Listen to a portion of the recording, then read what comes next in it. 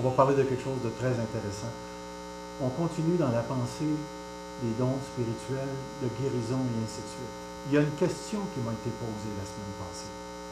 Si Dieu nous donne les signes, les prodiges, les miracles, qu'est-ce que ça va nous coûter?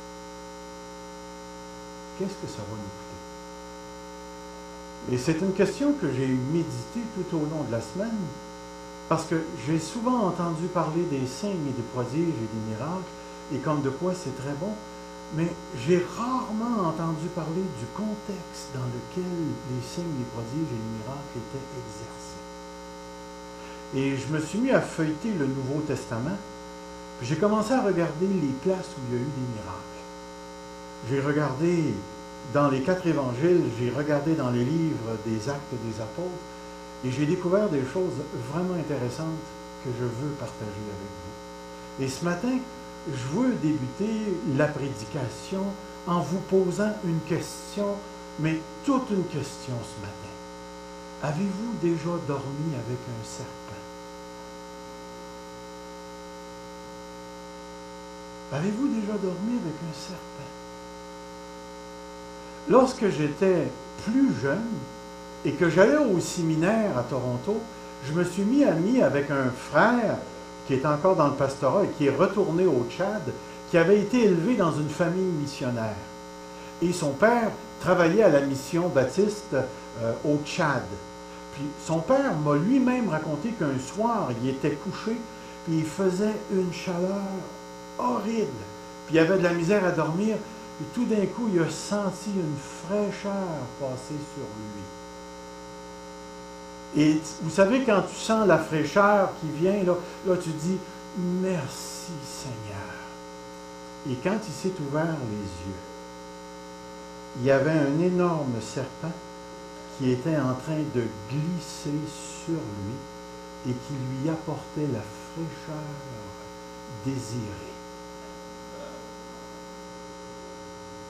C'est toute une aventure pour ne pas avoir chaud. Ça, je peux vous le garantir. Puis pourtant, la fraîcheur qu'il aurait sentie et qu'il désirait était accompagnée d'un danger terrible. Imaginez-vous si cette affaire-là avait faim. Ouf! C'est lui qui aurait été le lunch. Cette anecdote est appropriée pour l'Église occidentale. J'espère que vous comprenez quand je mentionne le mot occidental. Avez-vous une petite idée de ce que c'est que d'être une Église occidentale? C'est quoi l'Occident? C'est quoi l'Occident? C'est tout le monde de l'Ouest. Toute l'Europe de l'Ouest, y compris le Canada et les États-Unis. Alors, vous partez des États, vous montez au Canada, vous vous en allez dans les pays là où il y a de la glace, vous descendez par la Russie, puis vous descendez jusqu'en Italie, en France, puis là, vous descendez, puis là, ça arrête là. Et tout ça, c'est l'Occident. Pourquoi? Parce que l'Occident a été le berceau du christianisme, et lorsque l'Évangile s'est propagé, elle a passé de l'Asie où l'apôtre Paul a travaillé, et ensuite, ça s'est propagé dans l'histoire de l'Église par l'Occident, qui a reçu l'Évangile et qui est devenu la place principale où le christianisme s'est répandu. Pourquoi est-ce que je vous dis ça? Parce que nous sommes des églises de l'Occident. Nous sommes des Occidentaux. Nous sommes des chrétiens occidentaux. Nous vivons dans l'Occident. Puis si je fais juste prendre la culture québécoise, est-ce que les chrétiens ont la même culture que les Québécois? Est-ce qu'il y a une différence entre moi, habillé ce matin, et un vendeur de télévision dans un supermarché ou dans un centre d'achat? Si vous réfléchissez, là, pour se contextualiser, nous, les chrétiens, on participe aux mêmes valeurs que la culture québécoise, que la culture occidentale. On fonctionne à partir du même système économique. Nous vivons sous le même régime politique. Nous avons nous votons pour les partis politiques, nous critiquons les partis politiques, on va aux mêmes écoles que tout le monde, et c'est pas parce qu'on est chrétien qu'on a des écoles nécessairement différentes. On a quelques écoles privées au Québec, oui, mais dans la grande majorité, la plupart d'entre nous, vous travaillez dans les systèmes québécois, et vous recevez une paye québécoise, vous vivez avec l'argent québécois couleuré, qui est de la très bel argent en passant. C'est comparé à d'autres pays, qui est toujours de la même couleur. Mais ce qui est intéressant, c'est que nous subissons les mêmes lois, nous avons la même police, le même gouvernement provincial ou national. En réalité, nous sommes comme tout le monde en ce moment.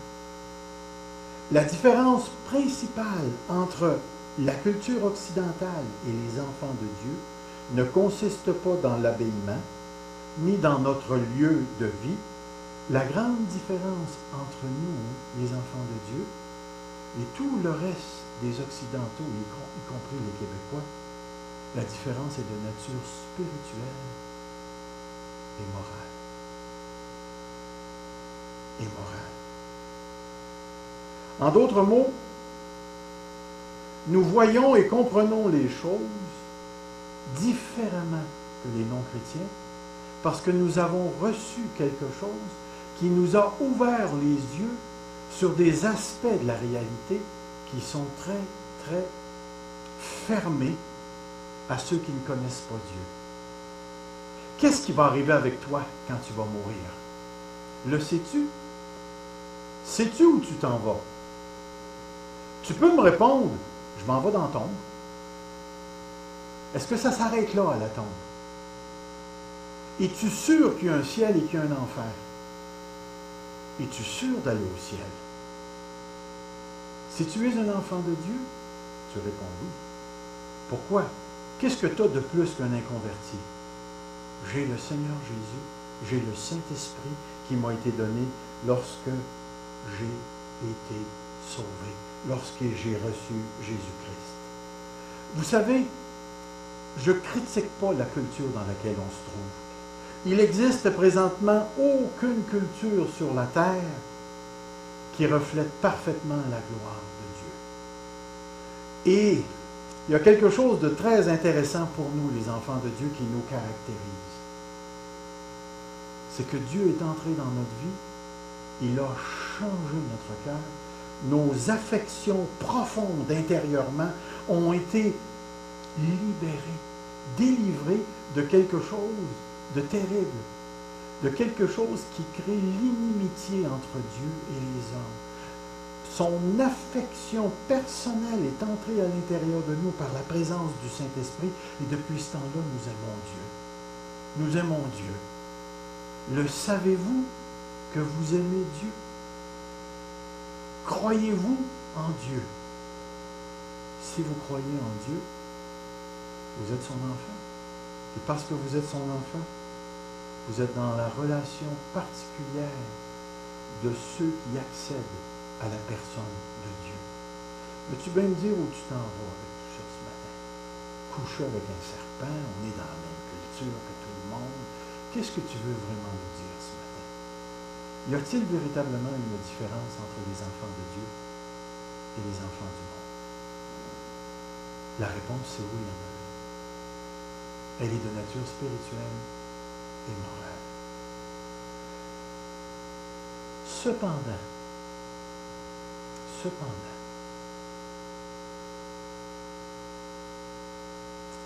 vivons-nous le même combat spirituel que les chrétiens d'Asie? Est-ce que vous comprenez ma question? Vivons-nous le même combat spirituel que les chrétiens d'Asie? Pensez-y bien. Pensez-y bien. Vivons-nous le même combat spirituel que les chrétiens d'Asie, que nos frères en Afghanistan, en Algérie, que nos frères en Inde, que nos frères en Afrique? Vivons-nous le même combat spirituel? Est-ce que le combat spirituel se manifeste de la même manière? une chose que nous savons. Selon l'évangile de Jean, la parole de Dieu nous dit que Dieu nous veut ici, dans ce monde. Dans Jean chapitre 17, le verset 15, Jésus fait cette prière au Père qui dit « Je ne te prie pas de les ôter du monde, mais de les garder du malin. » Suite à ce verset-là, je te pose la question, où est-ce que Jésus te veut? Réponds à la question. Où est-ce que Jésus te veut? Je ne te prie pas de les ôter du... Où est-ce que Dieu te veut? Dans le monde. Dans le monde. C'est là que Dieu te veut. Est-ce que ça te réjouit? Tu as découvert la volonté de Dieu pour toi. Dieu te veut dans le monde. Sais-tu ce que ça veut dire que d'être dans le monde? Regardez dans Jean 11, tournez pas, je vais simplement vous le lire. Jésus va dire ceci, Jean 17, 11. Je ne suis plus dans le monde, eux sont dans le monde, moi je vais à toi. Donc, il y a vraiment un « je vais à toi ». Père, tu es à une place, eux sont dans le monde. Moi, je ne suis plus du monde, moi qui étais dans le monde, je m'en vais à toi. Je ne serai plus là, je vais être là. Il nous donne véritablement un concept de lieu, de distance. Père Saint, garde-les en ton nom, ce nom que tu m'as donné afin qu'ils soient un comme nous. Dans Philippiens, chapitre 2, le verset 14, c'est « Faites tout sans murmure ni discussion pour être irréprochables et purs, des enfants de Dieu sans reproche. » Et écoutez bien ce qui suit. « Au milieu d'une génération corrompue et perverse, parmi lesquels vous brillez comme des flambeaux dans le monde. » Qu'est-ce que c'est que d'être dans le monde? Être dans le monde, c'est d'être au milieu d'une génération corrompue et perverse. Génération corrompue et perverse. Vous allez voir où je m'en vais avec ça. Dieu nous veut dans le monde. Et une des choses que l'apôtre Jean nous apprend, c'est qu'être dans le monde, c'est d'être au milieu d'une génération animée du principe d'aversion. Vous savez ce que c'est que d'avoir de l'aversion?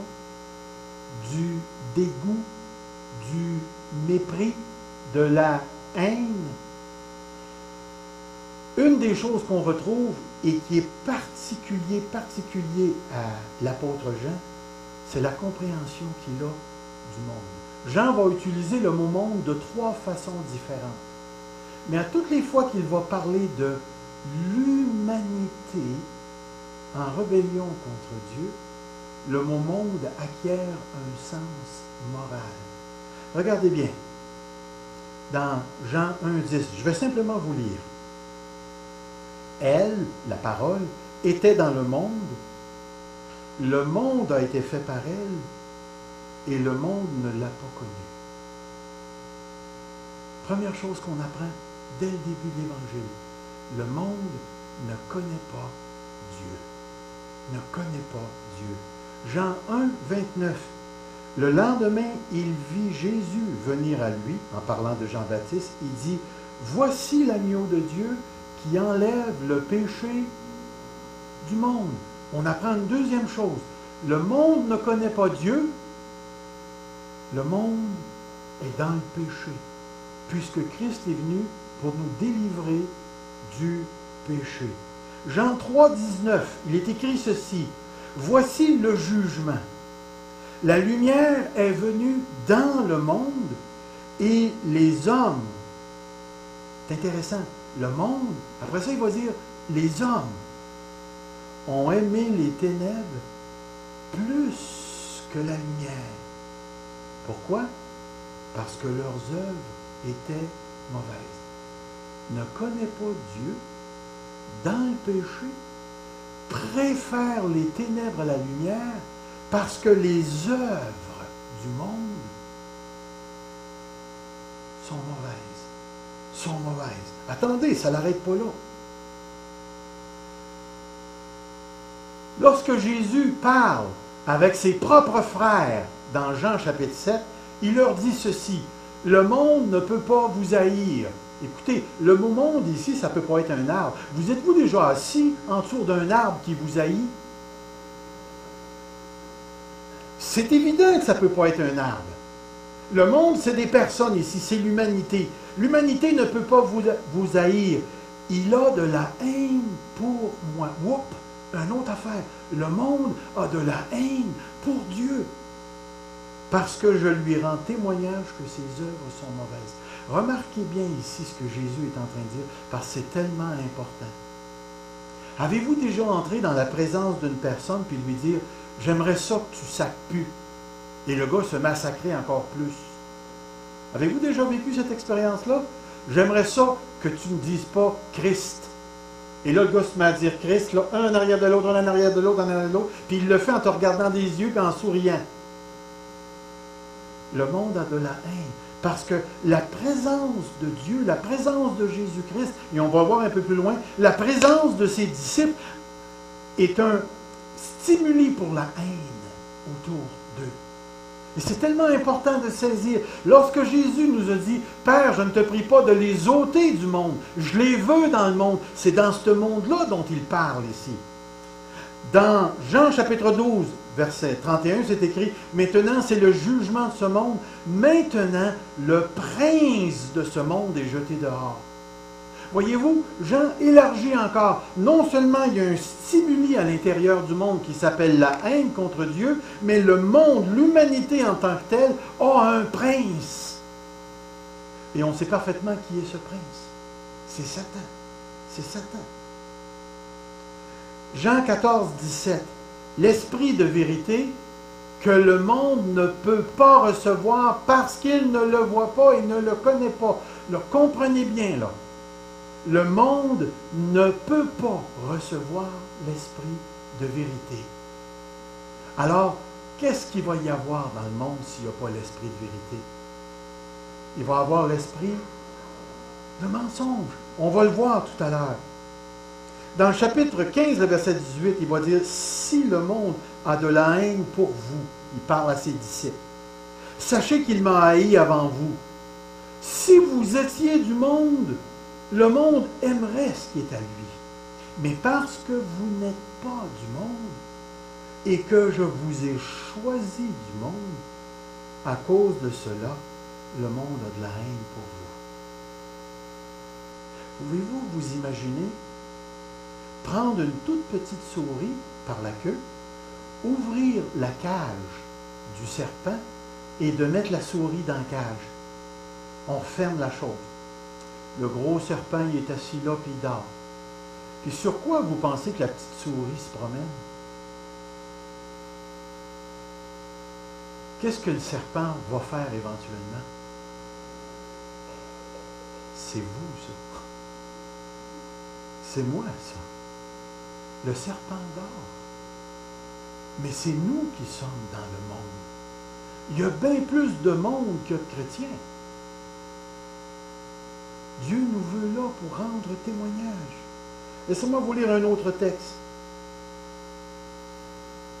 Jean 17, 14. Je leur ai donné ta parole. Le monde les a haïs. Je leur ai donné ta parole. Le monde les a haïs.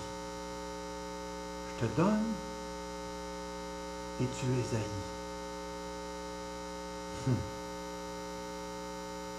Je trouve ça super intéressant quand je pense à ça. Parce que je vous regarde ce matin, puis je me regarde, là. Qui, cette semaine, a mangé une tape sur le nez à cause de Jésus-Christ? Qui a perdu sa maison cette semaine à cause de Jésus-Christ? Qui a été congédié cette semaine parce qu'il est chrétien? Qui s'est fait crier des noms parce qu'il était chrétien? Écoutez, moi j'arrive à des places, là, puis je leur dis, je suis pasteur. Savez-vous ce que les gens font? Plusieurs d'entre eux commencent à me conter leur vie, leurs problèmes. Puis, savez-vous, je lis ça, là. Puis je me dis, Seigneur, tu dois certainement t'être trompé. Parce que j'ai vraiment pas l'impression qu'en Occident, je vis dans ce que le Seigneur... La sentez-vous, la règne du monde?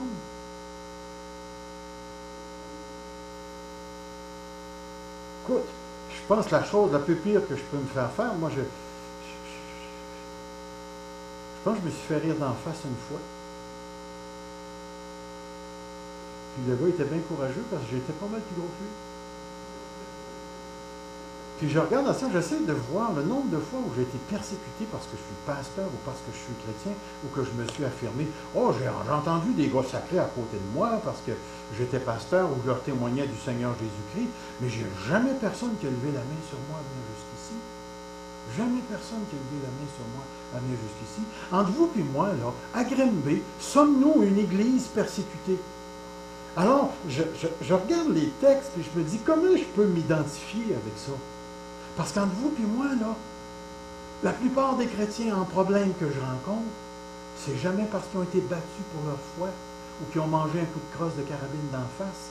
Ou à toutes les fois que quelqu'un me parle, écoutez, lorsque j'étais en maîtrise à Sherbrooke, j'allais à une église de Noirs où la plupart venaient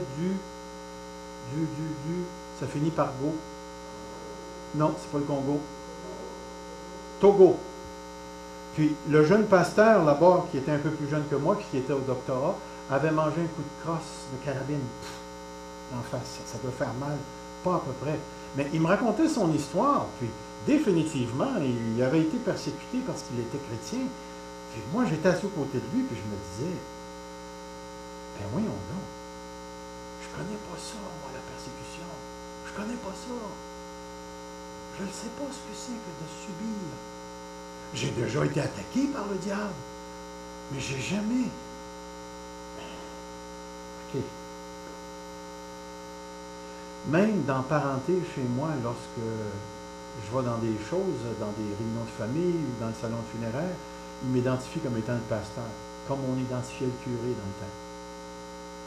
Je ne suis pas persécuté. Est-ce que vous comprenez ce que je suis en train de dire?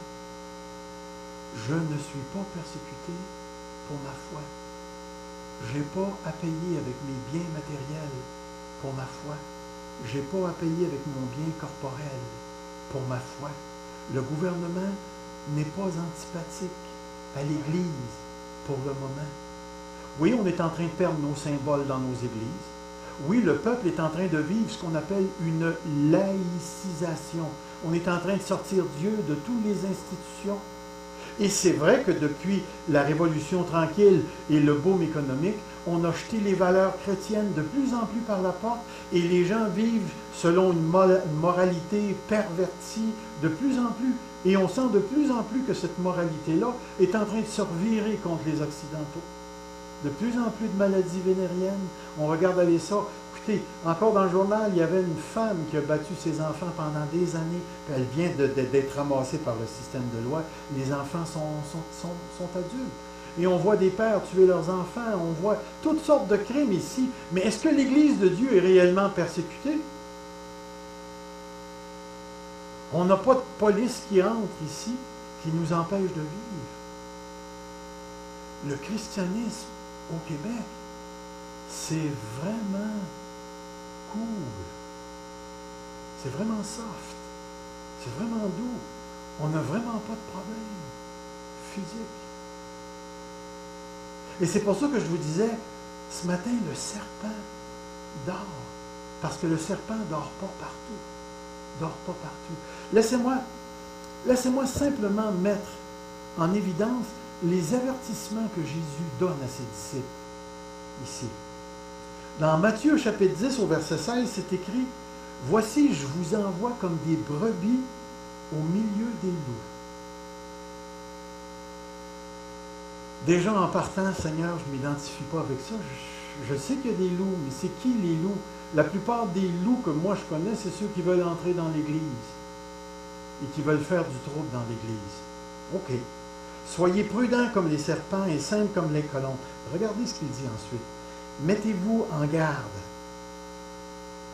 contre les hommes, car ils vous livreront aux tribunaux, ils vous battront de verge dans leur synagogue. Vous serez menés à cause de moi devant des gouverneurs, devant des rois, pour servir de témoignage à eux et aux païens. Mais quand on vous livrera, ne vous inquiétez ni de la manière dont vous parlerez, ni de ce que vous direz. Ce que vous aurez à dire vous sera donné à leur main, et car ce n'est pas vous qui parlerez, c'est le Saint-Esprit de votre Père qui parlera en vous. Le frère livrera son frère à la mort, le père son enfant. Les enfants se soulèveront contre leurs parents et les feront mourir. Verset 22, vous serez haïs de tous à cause de mon nom. Mais celui qui persévérera jusqu'à la fin sera sauvé.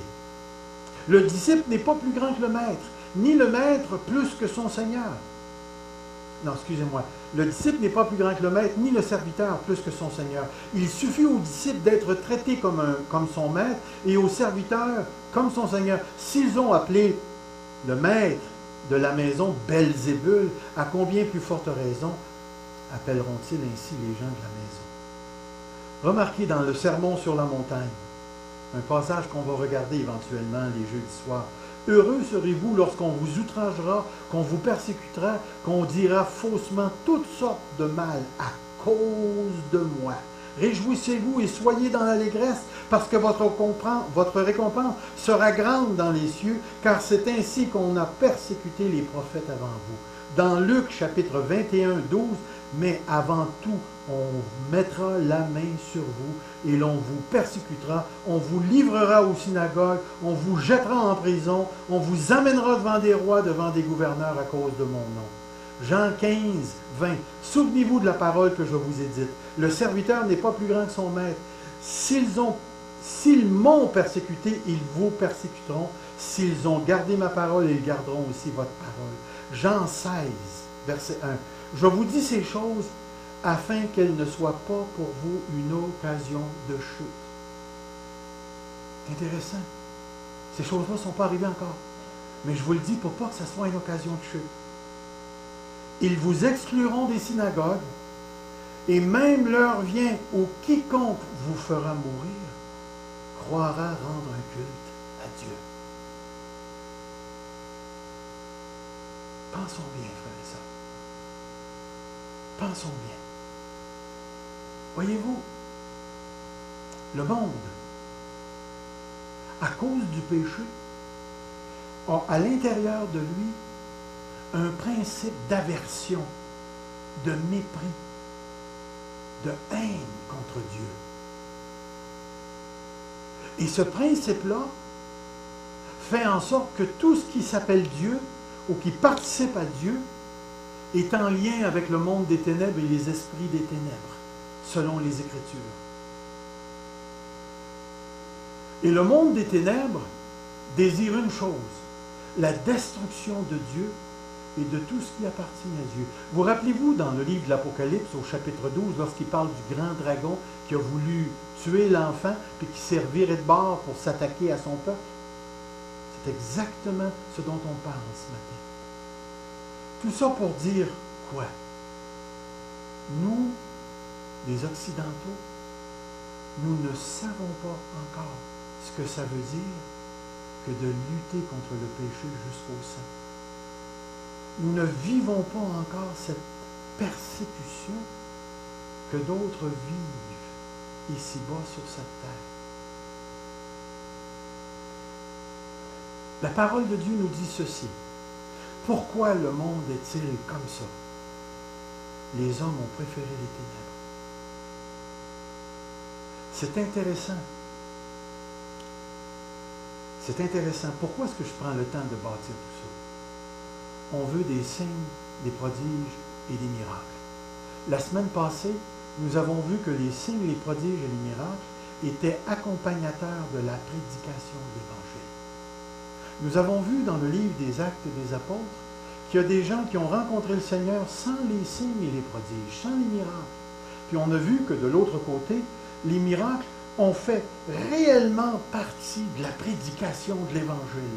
De sorte que Dieu travaille autant par les signes et les prodiges que par la prédication de l'Évangile. Et plusieurs se convertissent sans les signes et d'autres se convertissent accompagnés par les signes. On n'est pas capable de mettre Dieu dans une boîte puis de dire, maintenant Dieu ne travaille plus par les signes. Il y a seulement les Occidentaux qui pensent comme ça, dans toute la terre. Parce que lorsque vous en allez en Inde, on entend des témoignages extraordinaires. Lorsque vous allez en Afrique, on entend des témoignages extraordinaires de ce que Dieu est en train de faire là-bas. Et lorsqu'on va dans les pays sud d'Amérique, on entend des choses extraordinaires de ce que Dieu... En tout cas, il fut un temps où on a entendu parler du Guatemala à Granby, en tout cas. Je me rappelle de ça, où Dieu avait fait un réveil extraordinaire, autant au niveau de la végétation, il se passait quelque chose, qu'au niveau de la conversion des mafieux, et puis des signes et des prodiges qui se passaient au Guatemala. Ce pays-là a été visité par Dieu profondément. Mais l'ennemi était là aussi. Frères et sœurs, pourquoi est-ce que je prends le temps de construire? Parce que l'Église de Dieu, qu'elle soit en Occident ou qu'elle soit en Afrique, en Inde, au Japon, en Chine, elle est entrée, malgré elle, sans l'avoir choisi, par un décret de Dieu, elle a été placée dans le monde pour prêcher l'Évangile. Comme le Père m'a envoyé, je vous envoie aussi. Tout pouvoir m'a été donné dans les cieux et sur la terre. Et Jésus nous dit, vous ferez des œuvres encore plus grandes. Si vous mettez tout ça ensemble, l'Église de Dieu est appelée à prêcher l'Évangile de Jésus-Christ. Et en prêchant cet Évangile-là, la nature du combat que nous avons à livrer est déterminée. Mais pour les chrétiens occidentaux, il y a quelque chose de particulier que nous, ma génération à moi, ne connaissons pas. Le père Evelyn, qui est entré au Québec sous le régime de Duplessis, dont le régime et l'Église marchaient ensemble. Mais le père Evelyn et la mère Evelyn se sont fait mettre en prison parce qu'ils prêchaient l'Évangile dans la rue.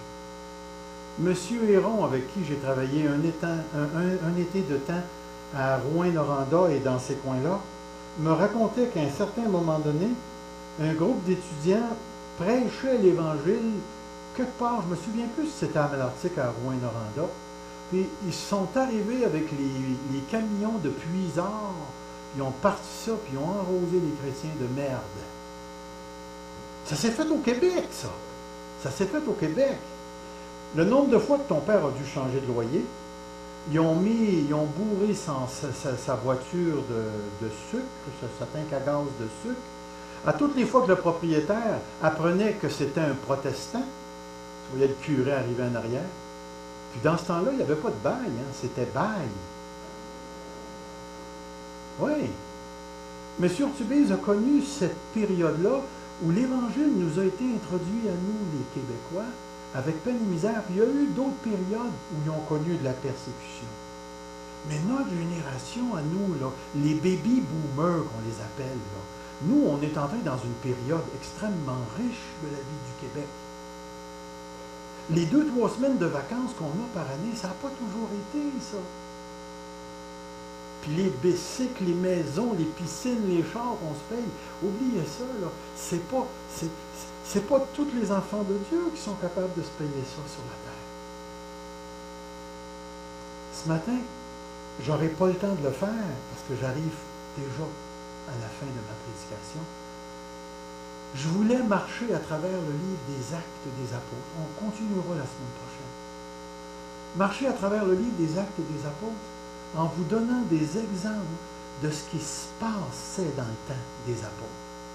Et en même temps, en allant de l'autre côté, chercher des exemples de ce qui se passe présentement pour les frères et les sœurs. Je vais juste vous donner un exemple de ce que je veux dire. En 2005, dans un certain pays, je ne me rappelle plus où, écoutez, je vais vous lire l'histoire. Je vais juste prendre le temps de la trouver.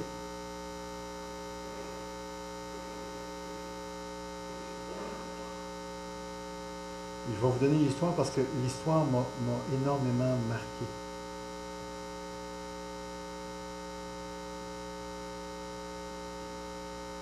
Il s'agit d'une jeune femme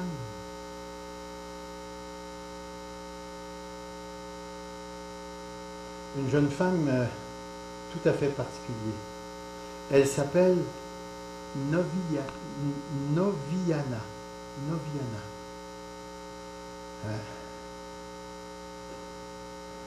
Malewa. Noviana Malewa. C'est une jeune fille de 15 ans qui ressemble à la plupart des jeunes filles de son pays sur le côté droit de son visage. Mais l'auteur dit ceci: dans ses yeux, vous pouvez déceler une tristesse et une force bien trop profonde pour une fille de son âge. En octobre 2005, Noviana et 3 autres adolescentes marchaient sur un sentier étroit pour rejoindre leur école chrétienne près de Poso en Indonésie. Soudain, 6 hommes masqués, habillés tout en noir, sont sortis de la jungle avec des machettes. Noviana s'est bravement défendue, mais fut frappée sur le côté du visage et du cou par une machette. Elle est tombée au sol et a roulé dans un ravin. Elle a entendu ses amis crier en haut de la côte. Juste au moment où elle était prête à perdre espoir, un camion rempli de soldats est apparu et l'ont emmenée à l'hôpital. Noviana fut la seule survivante ce jour-là. Après l'attaque, elle fut cachée dans des villages chrétiens et protégée par la police parce que son témoignage était requis en cours. Les musulmans radicaux qui ont tué ses amis continuaient à la chercher. C'était même trop dangereux pour elle de tenter une visite à l'hôpital. Pouvez-vous vous imaginer? 2005. 2005, en octobre, juin, juillet, août, septembre, octobre, ça faisait 5 mois que j'étais le pasteur de cette église. Et en octobre 2005, durant le temps que moi je prêchais ici, c'est-à-dire ici, là-bas,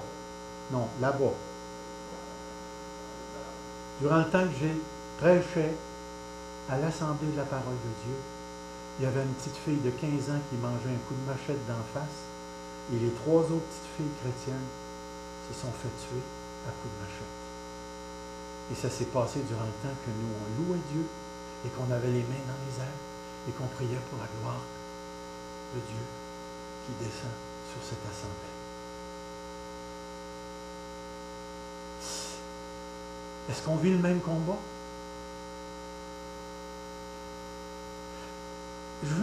Tout ce que je veux ce matin, c'est qu'on prenne conscience de quelque chose d'important. Parce que ce n'est pas la culpabilité que je recherche. Je ne vous dis pas ça pour rendre les gens coupables. Vous n'êtes pas assez saints. Vous n'êtes pas du tout. La seule chose que je veux qu'on prenne conscience, on vit dans exactement le même monde que Noviana. La seule différence, c'est que le serpent en Indonésie est réveillé. Au Québec, le serpent dort. Là-bas, il est réveillé. Ici, le serpent dort. Et c'est ce que je veux qu'on prenne conscience. Que parce que le serpent dort, la souris peut se promener dessus. Et c'est tellement important pour nous de saisir ça. Savez-vous pourquoi?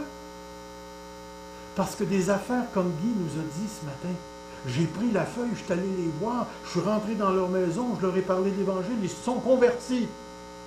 C'est le temps, le serpent dort. C'est le temps de parler en toute liberté parce qu'on n'est pas attaqué. Parce que nous ne sommes pas sous les tirs de l'ennemi par un gouvernement qui est présentement antipathique au christianisme. Non. On a encore la charte des droits qui s'applique à nous. Le gouvernement ne fait pas de différence entre les chrétiens et les non-chrétiens.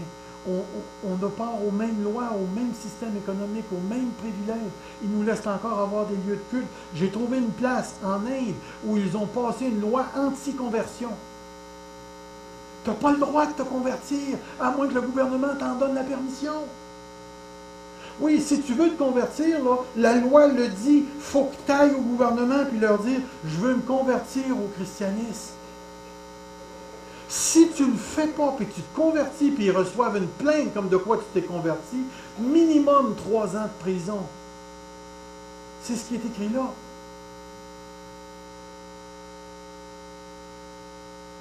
Pouvez-vous vous imaginer? J'avais préparé l'histoire d'un autre pasteur.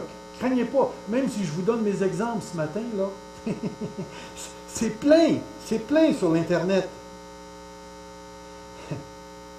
Mon ami. Laissez-moi vous lire cette histoire. Pyongyang. Ça se passe en Corée. Hey, j'aime ça dire ça, Pyongyang. C'est en Corée du Nord. Le pasteur s'appelle Son Jung-nam. C'est un petit peu plus dur à dire ça. Un chrétien de ce pays a été détenu dans une cellule morne dans le couloir de la mort depuis plus d'1 an. Il a été condamné à mourir lors d'une exécution publique. Il est coupable, remarquez bien ce qu'il dit, il est coupable d'être un traître de la nation et d'être devenu chrétien. Un pasteur. Monsieur Song a déjà passé 3 ans en prison et a subi plusieurs séances de torture brutale. C'est un crime grave de partager sa foi chrétienne dans le pays communiste de la Corée du Nord. Et ça s'est passé il y a quelques années. Un confrère de travail qui a été torturé plusieurs fois parce qu'il a osé déclarer publiquement qu'il est chrétien. Pouvez-vous voir l'opportunité que nous avons? Pouvez-vous le voir? Le serpent d'or. Même si on est dans le même monde, notre serpent occidental d'or. Pour combien de temps, je ne le sais pas. Parce qu'il n'y a rien qui nous garantit que les Québécois, avec leur colère, si Dieu retire sa main, s'en prendront pas à l'Église de Dieu. Satan a déjà préparé le terrain avec une aversion contre les prêtres en faisant ressortir tous les crimes sexuels que les prêtres ont commis. Là, je ne suis pas en train de dire que tous les prêtres sont des... Non, je suis en train de dire qu'il y en a eu plusieurs à travers les années qui ont abusé des enfants. Ils ne sont pas tous comme ça. Mais que vous le vouliez, que vous ne le vouliez pas, les scandales religieux préparent le serpent. Frères et sœurs, ce que nous devons prendre conscience en tant qu'assemblée à Granby, c'est que nous avons une opportunité de grande liberté pour témoigner du Seigneur Jésus. C'est le temps maintenant d'ouvrir la bouche. Maintenant, la question à laquelle je ne répondrai pas ce matin, mais je vais tenter de répondre la semaine prochaine. Si j'étais le diable, dans le contexte occidental québécois, comment je m'arrangerais pour que les chrétiens ne soient pas conscients de l'opportunité qui leur est présentée? Et à quoi est-ce que je travaillerais pour que les chrétiens perdent leur temps dans toutes sortes de choses, sauf dans l'opportunité qui leur est présentée? Comment je ferais pour prendre l'Église du Québec et de la rendre inutile? Comment je ferais ça si j'étais le diable?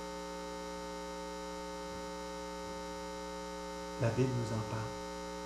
On va s'en parler la semaine prochaine. Mais je ne veux pas que vous partiez ce matin avec un sentiment de culpabilité. C'est pas ça. Si jamais vous partez avec le sentiment de culpabilité, vous avez déjà commencé à jouer. selon le diable.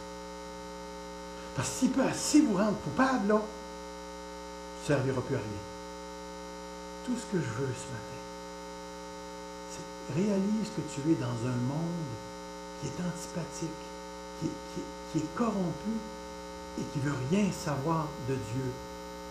Présentement, il y a assez de grâce sur le Québec pour qu'on soit capable de parler et qu'il y ait des gens qui soient délivrés de la puissance du malin. Et Dieu nous a placés ici à Granby. Il nous a confié sa mission. Et maintenant, nous avons l'opportunité de témoigner et de parler. Est-ce qu'on va le faire? Est-ce qu'on va le choisir? Le serpent d'or, il ne faut pas que l'Église dort. Courbons-nous devant Dieu.